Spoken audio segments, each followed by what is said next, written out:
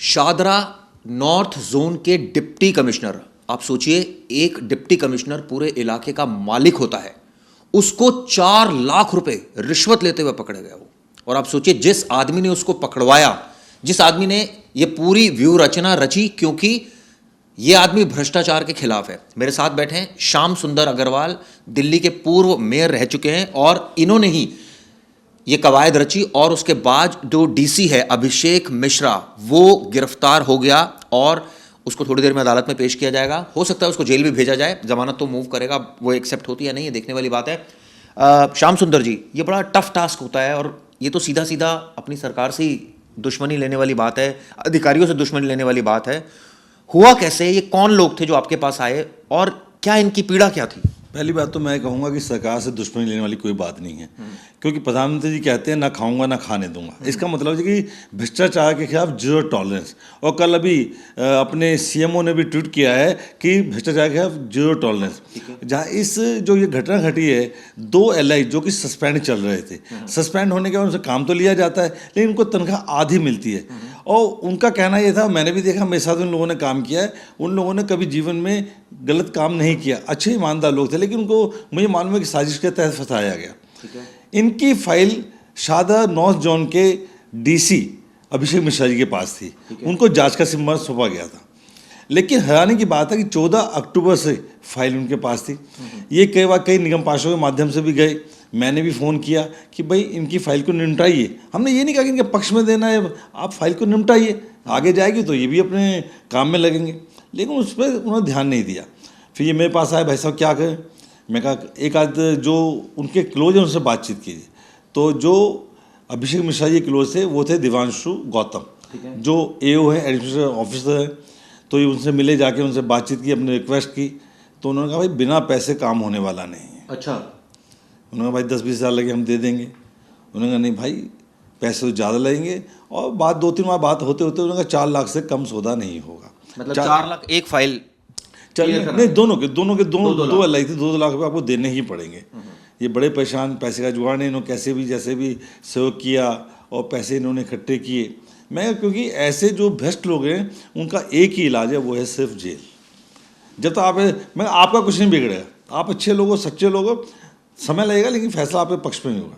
इनको बात समझ में आ गई और बाद में समझ में आने की इन्होंने उससे बातचीत की, 4 लाख में बात फाइनल हुई। और फिर ये सीबीआई जो लोधी रोड में कार्यालय, वहाँ पे गए, वहाँ पे जाके मैं उनके साथ गया और वहाँ पे जाके बातचीत की। बातचीत कर होता है, कंप्लेंट से पूछते नहीं है किसकी कंप्लेंट है, वो सीधा उनको ऊपर ले आते हैं अधिकारी के पास, उनसे बातचीत करते हैं। उनकी एफआईआर दर्ज करवाई गई। एफआईआर दर्ज होने के बाद ये जाल बिछाया गया, रिकॉर्डिंग की गई, पैसे के ऊपर कलर लगाया गया। और फिर सबसे पहले दिवांशु के पास गए, उसने कहा जी राजघाट पे आ जाइए। राजघाट पे जाके जब उसको पैसे दिए तो सीबीआई ने उसको दबोच लिया। ठीक है। जब वो काबू में आ गया तो उसके बाद उसने कहा अभी दूसरे व्यक्ति का कहते मैं उनसे फ़ोन करवाया गया। तो उन्होंने कहा पैसे आ गए हैं। दिवांशु ने अभिषेक मिश्रा जी को कहा जी पैसे आ गए हैं, तो घर पे लेके आ जाओ। उनको मतलब डीसी जो डिप्टी कमिश्नर है वो खुद कह रहा है कि घर पर लेकर आ जाओ, घर पे लेके आ जाओ। ओके। तो वो पूरी टीम और साथ में जो गौतम थे और दोनों कंप्लेंट थे वो तो साथ में थे ही थे। वो गए उनके घर पे और मिश्रा जी को पैसे दिए। जब पैसे दिए तो उनको भी काबू में कर लिया गया, यानी रंगे हाथों पकड़ लिया।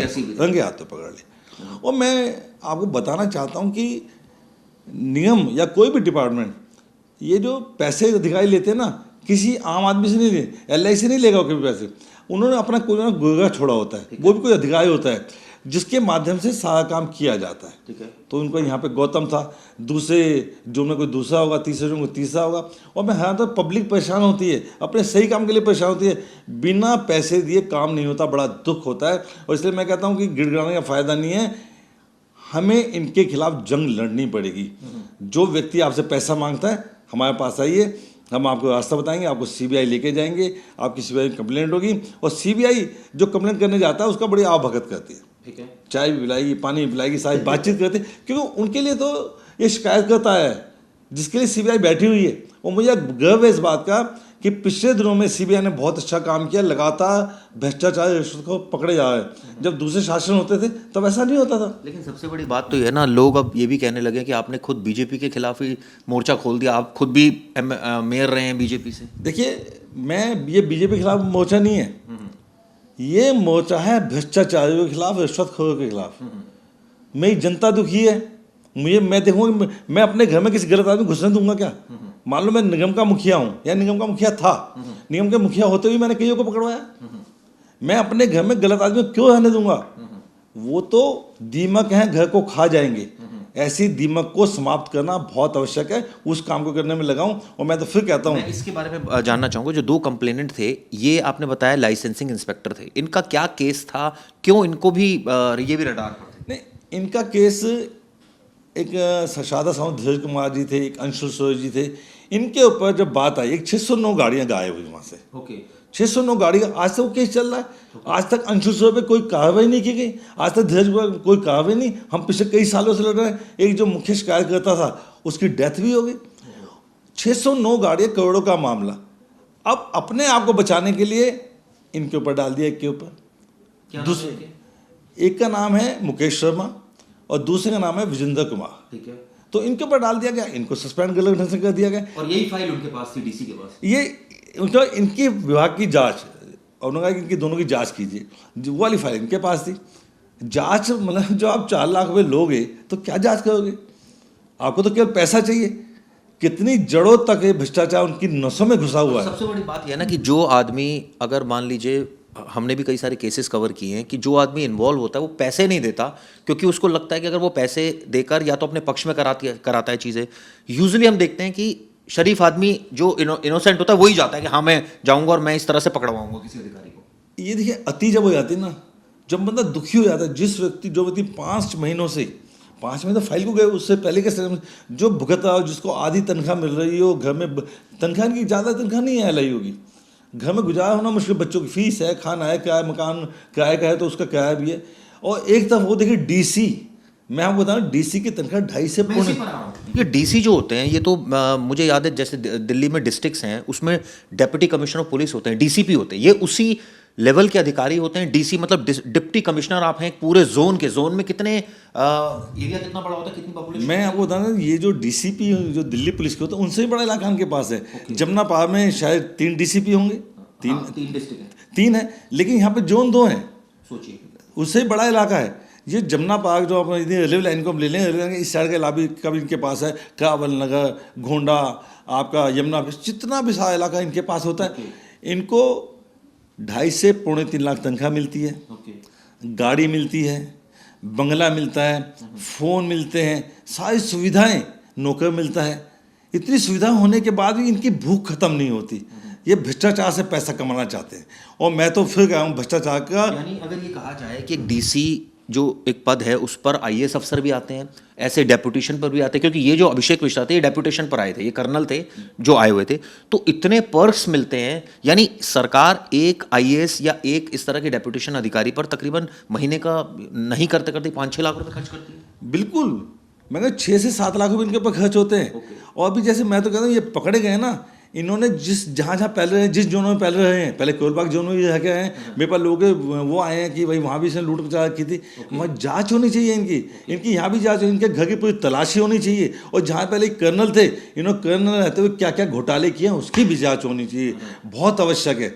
क्योंकि ऐसे अधिकारी हम देखते हैं श्याम सुंदर जी, वो अपने अकाउंट में कोई पैसा नहीं रखते, या वो बेनामी संपत्ति उनकी बहुत ज़्यादा होती है, या वो कैश बहुत ज़्यादा रखते हैं, या अगर उनके पास कुछ और ज्वेलरी हो, कुछ और एसेट्स हो, तो वो अपने रिश्तेदारों के यहाँ छिपा के रखते हैं। ऐसे में बिल्कुल यही होता है, अपने नाम से कर नहीं सकते। उनको पता कि 2.5-3 लाख रुपये तनख्वाह कहाँ कितना दिखाएंगे। ये सब बेनामी संपत्ति है। आज के टाइम में तो जो मुझे जानकारी मिली कई लोगों से, आजकल गोल्ड बड़ा खरीद रहे हैं ये लोग, क्योंकि 2000 का नोट बंद हो गया, 500 का नोट है, अब 1.5 करोड़ रुपए का 1 किलो गोल्ड आ जाएगा लगभग। वो लेके बस एक छोटा टुकड़ा जिम में डाल के घूम सकते हैं। तो आजकल भ्रष्टाचारियों ने गोल्ड को ज़्यादा टारगेट किया, गोल्ड को अपने पास रखे। आपका कहना है कि अभिषेक मिश्रा की पूरी जांच होनी चाहिए? बिल्कुल। अभिषेक मिश्रा की जांच के साथ मैं एक बात हो कह रहा हूँ, इनकी तो जांच होनी चाहिए।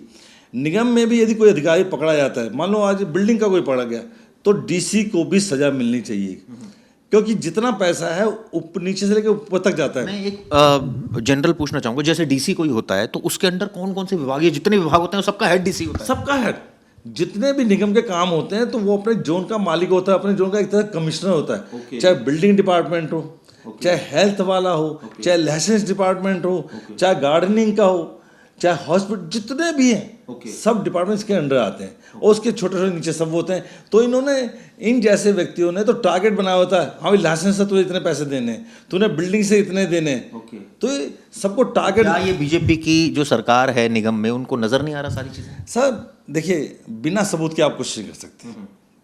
अब जैसे पकड़वाया सबूत हो के जेल जाएगा। आप क्या, आज के समय में ये हो गया यार, सब बेईमान है। बेईमान की परिभाषा ये है, जो पकड़ा जाए वो बेईमान है। पकड़वाएगा कौन? जनता पकड़वाएगी। मैं जाके ये तो कह दूंगा जी वो बेईमान है, लेकिन पकड़वाएगा कौन? मेरे साथ बेईमानी में मुझसे पैसे मांगे तो मैं ही तो पकड़वाऊंगा। ठीक है, चलिए बताइए कि अगर कोई आदमी इस तरह से परेशान कर रहा है, एमसीडी में कोई अधिकारी कर रहा हो, तो उसका तरीका क्या है? सीबीआई में कहाँ जा सकते हैं? सीबीआई में लोधी रोड में इनका मेन हेड ऑफिस है, वहाँ पे जाएं। वहाँ पे जब अपना आधार कार्ड जरूर लेके जाएं, बिना आधार कार्ड के आपकी एंट्री नहीं है। वहाँ पे आप जाएं, आपको नहीं बताना कि मुझे किसकी कंप्लेंट करनी है। आप वहाँ पे नीचे जाएंगे, उसको कहते हैं मैंने कंप्लेंट करनी है, किसी की बोलते किसी की कंप्लेंट करनी है, वो आपको सीधा सम्मान के साथ आपको ऊपर लेके जाएंगे। ऊपर आपको थोड़ी देर बिठाएंगे, फिर जो संबंधित अधिकारी उनको डील करेगा उसके पास लेके जाएंगे। वो आपको सारी जानकारी लेगा, आपकी FIR दर्ज करेगा और फिर उस जानकारी को लेने के बाद वो कंफर्म भी करेगा आपने किसी के खिलाफ झूठी रिपोर्ट तो नहीं दी। वो उसको फ़ोन मिलवाएंगे, बातचीत करवाएंगे या हम भेजेंगे, प्रिपरेशन करेंगे पकड़ने की। हाँ बिल्कुल, उनके पास सारी रिकॉर्डिंग आती है, सब कुछ एक एक चीज़ को बड़े पक्के के साथ। और मेरा मानना ये है कि जो CBI से पकड़ा जाता है 99% उसको सजा होती है। हमने एक AO और एक लाइसेंस इंस्पेक्टर को पढ़वाया था, अभी 2 महीने पहले 4-4 साल की उनको सजा हुई। चलिए, इस मामले में आपने देखा किस तरह से श्याम सुंदर अग्रवाल जी ने बताया कि किस तरह से इन्होंने अभिषेक मिश्रा यानी इलाके के जो सबसे बड़े मुखिया हैं, DC को ही पकड़वा दिया। क्यों? क्योंकि वो रिश्वत मांग रहे थे। सवाल ये भी उठता है ना कि ये तो एक केस आया था सामने, पता नहीं कितने ऐसे केसेस हो, कितनी रिश्वत ले भी ली हो। नहीं ली होगी, बिल्कुल, ये पहला केस नहीं है। ये तो जब गौतम की ठुकाई होगी, गौतम उसका मीडिएटर तो बताएगा, या अभिषेक मिश्रा खुद बताएगा। CBI को एक दिन का रिमांड पे मिले हैं। मुझे लगता है कि कुछ जांच हुई होगी, पता चला होगा, समय बताया क्या क्या उनके पास मिला है या मिलने वाला है। लेकिन ऐसे लोगों को छोड़ा नहीं जाना चाहिए। और मैं एक बात तो आपके चैनल के माध्यम से कहना चाहूँगा, सज़ा बहुत कम है। इनको 3 साल की सजा होती है, जमानत हो जाती है। 4 साल की सजा होता है, हाई कोर्ट जमानत होती है। इसके लिए सख्त कानून होना चाहिए। जो व्यक्ति रिश्वत लेते हुए पकड़ा जाए उसको कम से कम आजीवन कारावास होना चाहिए। यहाँ तक कि बड़ा मामला हो तो फांसी तक की सजा होनी चाहिए। तभी देश से भ्रष्टाचार मिलेगा, तभी जो मोदी जी कहते हैं ना खाऊंगा ना खाने दूंगा, वो चरितार्थ होगा। एक चीज़ और भी है इसमें, जैसे हम देखते हैं अक्सर मुकदमा दर्ज होता है, आरोपी को पेश किया जाता है, बहुत जल्दी बेल भी मिल जाती है आरोपी को। हाँ बेल, मैं वही कह रहा हूं ना, इनको जब तक फैसला नहीं तब तक जेल से नहीं निकालना चाहिए। लेकिन हमारा कानून है, कानून को सख्त करने की जरूरत है, कानून को कड़ा करने की जरूरत है। जब तक कानून कड़ा नहीं होगा तब तक इन रिश्वतखोरों पे, भ्रष्टाचारियों पे लगाम लगने वाली नहीं। चलिए, बहुत अच्छा काम इन्होंने किया। जो शादरा जोन के जो DC हैं यानी डिप्टी कमिश्नर को ही पकड़वा दिया। 4 लाख रुपए वो रिश्वत ले रहा था, पता नहीं कितने रिश्वत पहले ली होगी। क्या ईमानदारी से जांच होगी? क्या एक एक अकाउंट खंगाला जाएगा उनका? बेनामी संपत्तियों का पता लगाएगी CBI? नामी संपत्तियां तो इनके पास लिमिटेड ही होगी। इन्होंने कई सारी इन्वेस्टमेंट, चाहे वो गोल्ड की शेप में हो, प्रॉपर्टी की शेप में हो या और चीज़ों में हो सकता है कि की हो, ये कोई बताता थोड़ी है। क्या ये सारी चीज़ें पता लग पाएंगी? देखने वाली बात ही होगी। चलिए, श्याम सुंदर जी ने हम सबको बताया किस तरह से अगर कोई परेशान कर रहा हो तो CBI में कहाँ जाया जा सकता है, कैसे कंप्लेंट की जा सकती है। उम्मीद करता हूँ वीडियो आपको पसंद आएगी। धन्यवाद। गर्मियों की छुट्टी होने वाली थी, मेरे पापा आने वाले थे, तो हम लोग सभी खुश थे। तो मैं एक बेड पे चढ़ के डांस कर रहा था, लेकिन वो पहले ही आ गए। फ्रीज। तो मैं उस समय तो कंटिन्यू नहीं कर सकता था, तो फ्रीज फ्रेम टाइप का हो गया। कसम पैदा कर